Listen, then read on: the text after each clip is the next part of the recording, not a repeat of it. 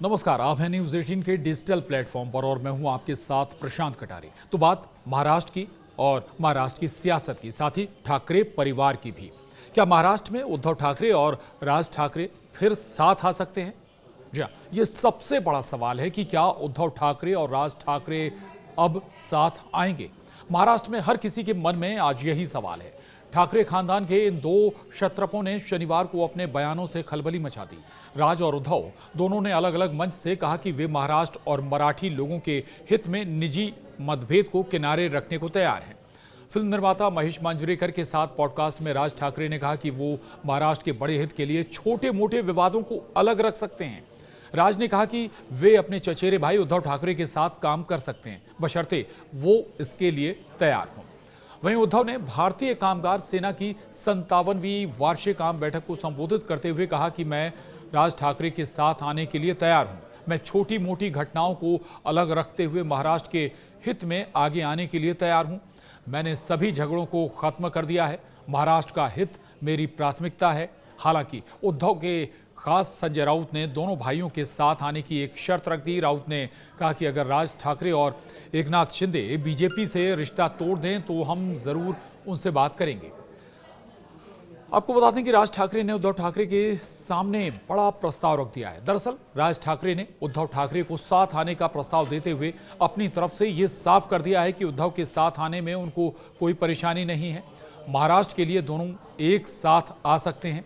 राज ठाकरे के साथ आने के प्रस्ताव पर उद्धव ठाकरे का भी बयान सामने आया। उद्धव का कहना है कि उनकी तरफ से कोई झगड़ा नहीं था। महाराष्ट्र के हित के लिए वे साथ आने को तैयार हैं। तो उद्धव ठाकरे ने भी एकजुट होने का सीधा संकेत दिया है। बता दें कि उद्धव ठाकरे ने भी भाई राज ठाकरे के प्रस्ताव से सहमति जताई है। उन्होंने मिलकर काम करने के संकेत दिए हैं। उद्धव ने कहा कि महाराष्ट्र की भलाई के लिए वो छोटे मोटे झगड़ों को छोड़कर आगे बढ़ने को तैयार हैं। उन्होंने ये भी कहा कि अगर हमने सही फैसला लिया होता तो हम केंद्र और राज्य में सरकार बना सकते थे।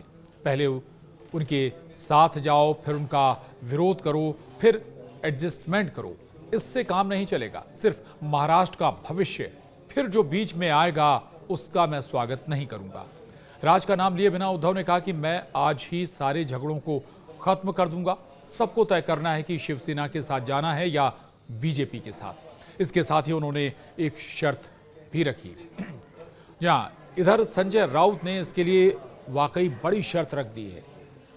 उद्धव के बेहद करीबी संजय राउत कहते हैं कि राज ठाकरे ने अपनी बात रखी है, जिसमें उन्होंने कहा है कि अगर कोई गिले शिकवे हमें हैं दोनों भाइयों में तो मैं उसको नहीं रखूंगा, दूर करूंगा। महाराष्ट्र के हित के लिए उस पर उद्धव ठाकरे ने कहा कि हम भाई हैं, हमारे में कोई गिले शिकवे नहीं है। अगर कोई है तो उसे मैं मिटा दूंगा, लेकिन जिसे हम महाराष्ट्र के दुश्मन मानते हैं, शिवसेना के दुश्मन मानते हैं, उसको आप अपने घर में जगह मत देना। उनके साथ खाने पीने को मत बैठना। ये अगर आपको मंजूर है तो हम ज़रूर बात करेंगे। बहुत टाइम है, पहले हमारे घर की बात ख़त्म हो जाने दी जाए। आपको बता दें, दरअसल अब उद्धव ठाकरे और राज ठाकरे एक दूसरे के करीब आने की कोशिश कर रहे हैं। दोनों के विचार भी मिलते हुए नजर आ रहे हैं। इसके पीछे कई वजह। दरअसल अब बीएमसी का चुनाव बेहद नज़दीक है और बीएमसी का बजट अगर हम जिक्र करें तो कई दूसरे राज्यों के सालाना बजट से बड़ा बजट होता है। यानी कि हर पार्टी की कोशिश होती है कि बीएमसी में उसकी सत्ता हो। दूसरी तरफ राज ठाकरे का जो सियासी भविष्य है वो भी अधर में लटका हुआ है। दूसरी तरफ उद्धव ठाकरे की सियासत भी इस वक्त पिछड़ी हुई नजर आ रही है। ऐसे में दोनों को लग रहा है कि अगर साथ आएं तो फिर हो सकता है कि महाराष्ट्र में कुछ बड़ा किया जा सकता है। आपको थोड़ा नेपथ्य में भी लिए जाते हैं।